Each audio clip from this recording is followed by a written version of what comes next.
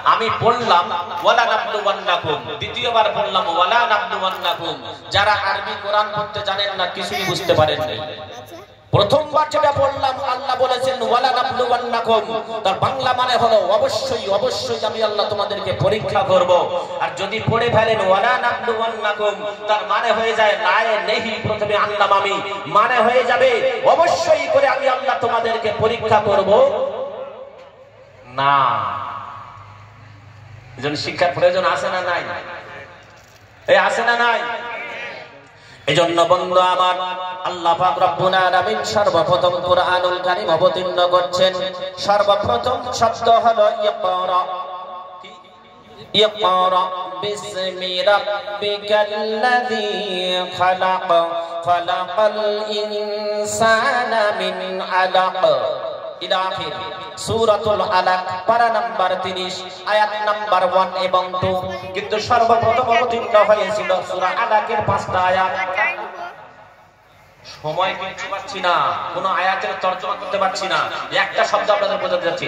ইকরা, ইকরা মানে হলো পড়ো, পড়ো, বাংলায় পড়া, পড়া। আল্লাহ পড়ার কথা বলেছেন, পড়া বানান কি বাংলায়? পড়ায়াকার পড়া। আমরা আমাদের সন্তানদেরকে করেছি বিড়ি খেয়ে মুখ পড়া, না হয় জামা কাপড় পড়া। এই 12-14 বছরের ছেলেরা টানে এদিকে, মিথ্যা কথা বলতাম না, যদি টেনে থাকে সত্যি 2-4 জন বলবেন টানে এদিকে, টানে। বন্ধু আমার অপেক্ষা করেন, যাদের 12-14 বছরের ছেলেরা আপনাদেরকে পড়া থেকে দূরে সরিয়ে রেখেছেন, ওই সন্তান মদ বাবা কিংবা গাঁজা বাবা হবে 18-20 বছর বয়সে, আর সন্তানের হাতে পিতা মার খাবে। 2-4টা খবর আছে এরকম। এই সন্তানের হাতে বাপ মার কাছে 2-4টা খবর আছে। আমরা গার্জেনটা করেছি সন্তানকে পড়া পড়া।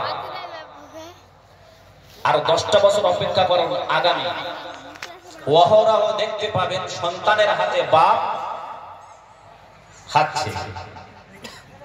আল্লাহ পাকের জন্য সর্বপ্রথম পড়তে বলেছেন, শিক্ষার কথা বলেছেন, কিন্তু আমরা শিক্ষা থেকে পিছিয়ে। আমি আপনাদেরকে অনুরোধ করব, আপনার সন্তানকে এমবিবিএস বানান, অসুবিধা নাই, ইঞ্জিনিয়ার বানান, উকিল বানান, মাস্টার বানান, ডাক্তার বানান, অসুবিধা নাই। সোনায় সোহাগা যদি কোরআন ওয়ালা ইঞ্জিনিয়ার বানাতে পারেন, যদি কোরআন ওয়ালা এমবিবিএস বানাতে পারেন, যদি কোরআন ওয়ালা ডক্টর বানাতে পারেন, কোরআন ওয়ালা মাস্টার বানাতে পারেন, তবে সোনায় সোহাগা। নইলে আপনি জিরো, নইলে জিরো। প্রিয় বন্ধু আমার, কত কথা বলবো। শিক্ষার প্রয়োজন এই জন্য আছে, আমরা আমাদের সন্তানদেরকে শিক্ষা থেকে পিছিয়ে ফেলার কারণে ওই সন্তান বর্তমানে হয়ে যাচ্ছে। অমুসলিম ভাইদের কথা কি বলবো, আমার আপনার মুসলমান ঘরের সন্তানেরা হয়ে যাচ্ছে আমার আল্লাহর দুশমন, কোরআনের দুশমন, নবীর দুশমন। ঠিক বললাম না ভুল বললাম? বলেন, কত দলিল নেবেন নেট মাধ্যমে, কত দলিল নেবেন? আমার আপনার মুসলমান ঘরের সন্তানেরা নাস্তিক হয়ে যাচ্ছে, নাস্তিক। That's for example. একসঙ্গে পড়েছি মাধ্যমিক পর্যন্ত, তারপর ও এইচএস দিয়ে জয়েন্ট বসেছে, জয়েন্টে বসার পর ইঞ্জিনিয়ার হয়েছে। এখন মাসে মাইনে পায় 3 লাখ টাকা। কত? 3 লাখ টাকা মাসে মাইনে পায়। আমি এইচএস গ্রাজুয়েট ফিলোসফি অনার্স নিয়ে এমএ কনভার্ট করলাম, ওর সঙ্গে আর দেখা নাই। 10-12 বছর পর একদিন দেখা হয়েছে, আমাকে জড়িয়ে ধরে বলছে, সানোয়ার বন্ধু আমি কোরআন স্টাডি করেছি অনেক। আমি বললাম আলহামদুলিল্লাহ। তারপর কি বললো জানেন? বলে আমি ইংলিশে কোরআন স্টাডি করেছি, কিন্তু তুই তো আলহামদুলিল্লাহ পড়লি, আমি কোরআনের ভিতরে অনেক ভুল খুঁজে পেয়েছি। জোরে বলে সুবহানাল্লাহ। আহা, মুসলমান মুসলমান। নানা হচ্ছে হাজী, তার বাপ হচ্ছে 5 ওয়াক্ত নামাজি, তার ঘরের সন্তান বলছে আমি কোরআনের ভিতরে অনেক ভুল পেয়েছি। আমি বললাম ভুল কি আছে তোকে একটা বলো, আল্লাহ যদি চাই উত্তর দেব। আলহামদুলিল্লাহ আমাকে অনেকগুলো প্রশ্ন আমাকে দিয়েছে। ও তো কোরআন মানে না, কোরআন মানলে কি কোরআনের ভুল ধরে? আল্লাহ মানলে কি ভুল ধরে কোরআনের? তা আল্লাহ মানে না, কোরআন মানে না। আলহামদুলিল্লাহ আমি প্রত্যেকটা প্রশ্নের উত্তর দিয়েছি বিজ্ঞান থেকে, মুখটা বন্ধ হয়ে গিয়েছে। আপনারা কি বলবেন না? শুনবেন, দুটো একটা প্রশ্ন শুনবেন, মাথা ঘুরে যাবে আপনাদের যে প্রশ্নটা তো ঠিক, উত্তর কি দেবে। এই প্রশ্ন একটা বলবো, সকলে বলছে, আমাকে বলছে একটা প্রশ্ন বলবো, আমাকে বলছে বন্ধু মৃত পশু খাওয়া হালাল না হারাম? আমি বললাম অবশ্যই হারাম। ও আমার ওয়াজটা শোনে, ও জানে সানোয়ার বিনা দলিলে কথা বলে না। বলছে এক্সাম্পল, দ্যাটস ফর এক্সাম্পল, উদাহরণ কোথায় আছে? বলছে দলিল, হোয়াট ইজ দা ডকুমেন্টস, দলিল কোথায়? আমি বললাম দলিল হলো কোরআন। দলিল আপনাদেরটা দিয়ে দিই। আল্লাহ রাব্বুল আলামিন বলেন ইন্নামা হাররামা আলাইকুমুল মাইতাতা ওয়াদ দামা ওয়া লাহমাল খিনজির ইলা আখির। কোরআন শরীফের পারা নাম্বার 2, সূরার নাম সূরাতুল বাকারা, আয়াত নাম্বার 173, 173 নম্বর আয়াতের ভিতরে আল্লাহ রাব্বুল আলামিন বলেন ইন্নামা হাররামা আলাইকুমুল মাইতাতা, নিশ্চয় করে আমি আল্লাহ তোমাদের জন্য মৃত পশুটা হারাম করে দিলাম। ওয়াদ্দামা মানে প্রবাহিত রক্ত হারাম, ওয়া লাহমাল খিনজির এবং শূকরের গোশত তোমাদের জন্য হারাম করে দিলাম। শেষের দুটো আমার আলোচ্য বিষয় নয় বন্ধু আমার, আমি শুধু দলিল দেওয়ার জন্য আয়াতটা পড়েছি। আমার আপনার জন্য মৃত পশু হালাল না হারাম? দলিল পেলেন তো? সঙ্গে সঙ্গে আমাকে প্রশ্ন করছে বন্ধু বলো তোমার আল্লাহর হুকুমে, আমার না সর্বপ্রথম হচ্ছে বন্ধু যখন কোন পশু স্বাভাবিক ভাবে মরে আল্লাহর হুকুমে মরে না বিনা হুকুমে মরে? আপনারা কি বলেন? আল্লাহর হুকুম না হলে কি মরে? আমি বললাম আল্লাহর হুকুম না হলে মরে না। সঙ্গে সঙ্গে প্রশ্ন বলছে ওটা আল্লাহ মানে না, আমাকে বলছে তোমার আল্লাহর হুকুমে যেটা স্বাভাবিক ভাবে মরছে ওইটা তোমার জন্য হারাম, আর তুমি বেটা এমন কি হুনু হয়ে গেছো জ্যান্ত পশুর গলা কেটে তারপর মেরে খাবে, ওইটা হালাল? প্রশ্নটা কি বুঝতে পেরেছে? প্রশ্নটা বুঝতে পেরেছে? বলছে তুমি তো আল্লাহ মানো, তোমার আল্লাহর হুকুমে যেটা মরছে সেইটা তোমার জন্য হারাম, আর তুমি জ্যান্ত পশুর গলা কেটে মেরে তারপরে খাবে তোমার জন্য হালাল। কি উত্তর দেবেন? ও কোরআন মানে না, হাদিস মানে না, আল্লাহ মানে না।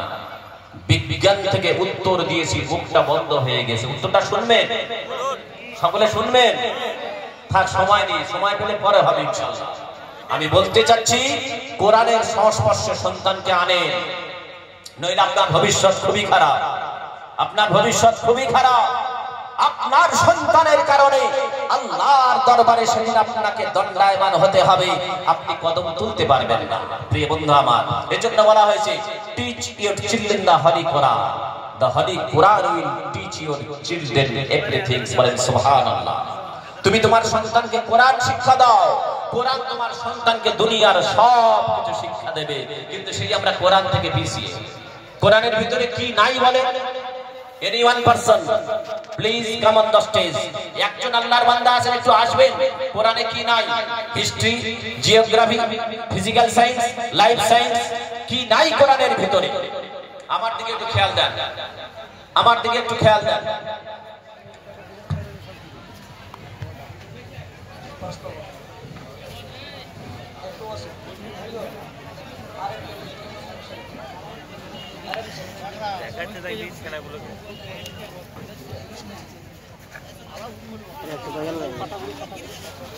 এবার আপনারা শুনছেন তো নাকি? না শুনলে কথা বলবো না, কারণ আমি হাদিস কোরআনের কথা বলছি। শুনছেন তো সকলে? আসেন এখন শুরু করিনি।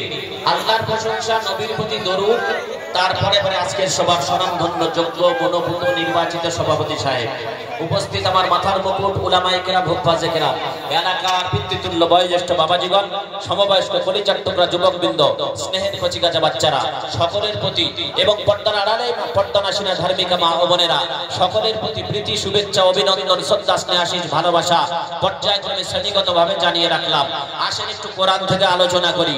প্রিয় বন্ধু আমার, আমাকে আপনাকে আল্লাহ পাক দুনিয়ার বুকে পাঠিয়েছেন, আল্লাহর একটা উদ্দেশ্য আছে না নাই?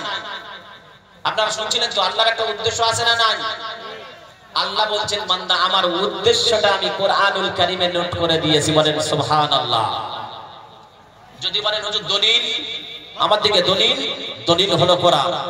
আল্লাহ রাব্বুল আলামিন বলেন ওয়া মা খালাকতুল জিন্না ওয়াল ইনসা ইল্লা লিয়াবুদুন। কোরআন শরীফের পারা নাম্বার 27, সূরার নাম সূরা জারিয়াত, আয়াত নাম্বার 56, 56 নম্বর আয়াতের ভিতরে আল্লাহ রাব্বুল আলামিন বলেন, ও দুনিয়ার মানুষ তোমরা শুনে নাও, আমি আল্লাহ বলে দিলাম, আমি আল্লাহ বলে দিলাম, আমি খাস করে জিন জাতি এবং মানব জাতিকে সৃষ্টি করেছি অনলি ফর আমার ইবাদত বন্দেগী করার জন্য। আল্লাহর উদ্দেশ্য কি? আমরা আল্লাহর ইবাদত করব। প্রিয় বন্ধু আমার, আল্লাহ পাক আমাকে আপনাকে পাঠিয়েছেন, বানিয়েছেন, আমার আপনার একটা উদ্দেশ্য আছে না নাই? Without cause can not effect, কারণ ছাড়া কোনো কার্য হয় না। আমি আপনি দুনিয়ার বুকে এসেছি, আমার আপনার উদ্দেশ্য আছে না নাই? আমার আপনার উদ্দেশ্য আমি আপনি ঠিক করলে ভালো হবে না আল্লাহ ঠিক করলে ভালো হবে? জোরে বলেন। আল্লাহ ঠিক করে দিয়েছেন বন্ধু আমার।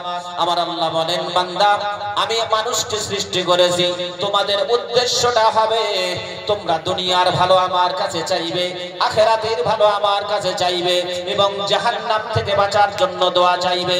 যদি বলেন হুজুর আল্লাহ বলেছেন, দলিল দেন। ওযু যদি থাকে কোরআনটা খুলে দেখে নেন।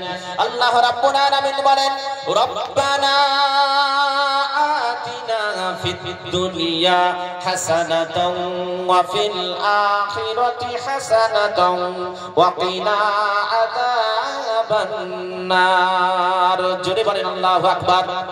কোরআন শরীফের পারা নাম্বার 2, সূরার নাম সূরাতুল বাকারা, আয়াত নাম্বার 201, 201 নম্বর আয়াতের ভিতরে আল্লাহ রাব্বুল আলামিন বলেন, ও দুনিয়ার মানুষ তোমরা শুনে নাও, তোমাদের উদ্দেশ্য হবে তোমরা আমি আল্লাহ আমার কাছে তোমরা চাইবে, ওগো আল্লাহ দুনিয়ার ভালাই আমাদেরকে দান করে দাও, আখিরাতের ভালাই দান করে দাও এবং জাহান্নাম থেকে বাঁচিয়ে দাও।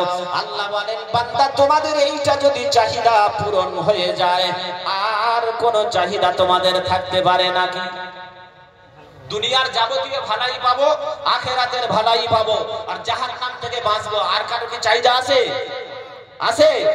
প্রিয় বন্ধু আমার, এই চাহিদা পূরণ করতে গেলে আমার আল্লাহ বলেন, বান্দা দুটো কাজ করে তোমরা এসো। কটা কাজ? কটা কাজ? দুটো। আমার সাথে কথা বলতে হবে। কটা কাজ? যদি বলেন হুজুর আল্লাহ বলেছেন, দলিল দেন, আমি বলবো ওযু যদি থাকে কোরআনটা খুলে দেখে নেন। আল্লাহ রাব্বুল আলামিন বলেন, ইন্নাল্লাযীনা আমানু ওয়া আমিলুস সালিহাতি লাহুম জান্নাতুন তাজরি মিন তাহতিহাল আনহার যালিকাল ফাওজুল কাবীর। জোরে বলেন আল্লাহু আকবার। আরেকটু কোরআনের মহব্বতে কি বলা যাবে না? আল্লাহু আকবার, নারে তাকবীর। কোরআন শরীফের পারা নাম্বার 30, সূরার নাম সূরাতুল বুরুজ, আয়াত নাম্বার 11, 11 নম্বর আয়াতের ভিতরে আল্লাহ রাব্বুল আলামিন বলেন, ইন্নাল্লাযীনা আমানু, নিশ্চয়ই যারা আমার প্রতি ঈমান এনেছে, ওয়া আমিলুস সালিহাত, এবং ভালো কাজ করেছে, লাহুম জান্নাতুন তাজরি মিন তাহতিহাল আনহার, আমি আল্লাহ তাদের জন্য এমন একটা জান্নাত রেডি করে রেখেছি যার তলদেশ দিয়ে নির্ঝরিণী প্রবাহিত হবে। যালিকাল ফাওজুল কাবীর, এটাই হলো তাদের জন্য বড়ই সাফল্য। তাহলে আল্লাহর জান্নাত পেতে গেলে কটা কাজ? দুটো। প্রথম নাম্বার কি? ঈমান। আমাদের সকলের ঈমান আছে তো? ঈমান আছে তো? কথা বলেন না, কথা বলেন। রাগ করেছেন না? আপনারা কি বলছেন? কোরআন থেকে আলোচনা হচ্ছে, অসুবিধা হচ্ছে? কোরআন চলবে তো? আরে কোরআনের বাণী আল্লাহ পাক পাঠিয়েছেন যেখান থেকে পৃথিবীর কোন পরাশক্তি এই কোরআনকে পর্যদস্ত করতে পারবে না, কোরআনের বাতিকে নেভাতে পারবে না। জোরে বলেন সুবহানাল্লাহ। বলেছেন আমার আল্লাহ। বলেছেন কে? যদি বলেন হুজুর দলিল না দিলে মানি না, আমি দলিল না দিয়ে যাব না। আল্লাহ রাব্বুল আলামিন বলেন, ইউরিদুনা লিইউতফিউ নূরাল্লাহি বিআফওয়াহিহিম ওয়াল্লাহু মুতিম্মু নূরিহি ওয়ালাউ কারিহাল কাফিরুন। কোরআন শরীফের পারা নাম্বার 28, সূরার নাম সূরা আস-সাফ, আয়াত নাম্বার 8, আল্লাহ পাক রব্বুল আলামিন বলেন, ও দুনিয়ার মানুষ তোমরা শুনে নাও, আমি আল্লাহ যে ইসলামের বাতিটা জ্বালিয়েছি, আমি আল্লাহ যে কোরআনের বাতিটা জ্বালিয়েছি। বন্ধু আমার সামনে কোরআনের হাফেজ অনেক বসে রয়েছেন। নেই? কোরআনের হাফেজ অনেক বসে রয়েছেন, আল্লাহ পাক তাদের অন্তরে কোরআনটাকে সংরক্ষিত করেছেন। প্রিয় বন্ধু আমার আল্লাহ বলেন, আমি যে কোরআনের বাতিটা জ্বালিয়েছি, পৃথিবীর সমস্ত পরাশক্তি যদি একত্রিত হয়ে যায়, আমি আল্লাহ বলে দিলাম, তাদেরও যদি অপছন্দ হয়, আমি আল্লাহ যে বাতিটা জ্বালিয়েছি, পৃথিবীর কোন পরাশক্তি নেভাতে পারবে না। একটু আস্তে বলা যাবে কি সুবহানাল্লাহ? এরপর আপনাদের কোনো সন্দেহ আছে নাকি? তাহলে জান্নাত পেতে গেলে কটা কাজ বললাম? দুটো কাজ। প্রথম নাম্বার কি? ঈমান। এই আয়াতের উপর 2 ঘন্টা কথা রাখা যাবে, 2 ঘন্টা। আমি একটু আলোচনা করছি। সকলে ঈমানদার তো? সকলে ঈমানদার তো? ঈমানদার হবে তারা, বউদেরকে বন্ধন গ্রুপের সেক্রেটারি বানিয়েছে যারা। আমরা কারা? এখানে নাই তাই তো? আছে। ও বন্ধু আমার, ঈমানদার হলো তারা কোরআনের অনুষ্ঠানকে কেন্দ্র করে মিনি মিনি মেলা দিয়েছে যারা, ঈমানদার হলো তারা, তাই না? কোরআনের অনুষ্ঠানকে কেন্দ্র করে বন্ধু আমার জেনার পরিবেশ তৈরি হচ্ছে। আমি কমিটি বৃন্দকে অনুরোধ করব, আগামী বছর আমাকে আনতে হবে না। দাওয়াতের জন্য জলসা করি না, দাওয়াত দেওয়ার মালিককে জোরে বলেন। অসুবিধা হচ্ছে আপনাদের নাকি? প্রিয় বন্ধু আমার ভালো করে শুনেন, আপনারা যারা যারা বসে আছেন ভালো করে বোঝার চেষ্টা করেন। যারা যারা বসে আছেন সকলের সামনে একটা প্লেট দেয়া হলো, প্লেট। যার পছন্দ মতো দামি খাবার তার সামনে রাখা হলো, আর ওই প্লেটের একটা কিনারায় কুকুরের পায়খানা। কিসের? কুকুরের পায়খানা। কে আছেন বলেন? এত দামি খাবার আর প্লেটের এক কিনারায় কুকুরের পায়খানা, তাতে কি আছে? খেয়ে যায়। কে আছে খাবেন? খাবেন না? মুসলমান এটা বোঝে ভালো বন্ধু আবার, প্লেটে দামি খাবার থাকলে এক কিনারায় কুকুরের পায়খানা থাকলে খাওয়া যাবে না। আর কোরআনের অনুষ্ঠানকে কেন্দ্র করে মিনি মিনি মেলা হবে, কোনো অসুবিধা হবে না।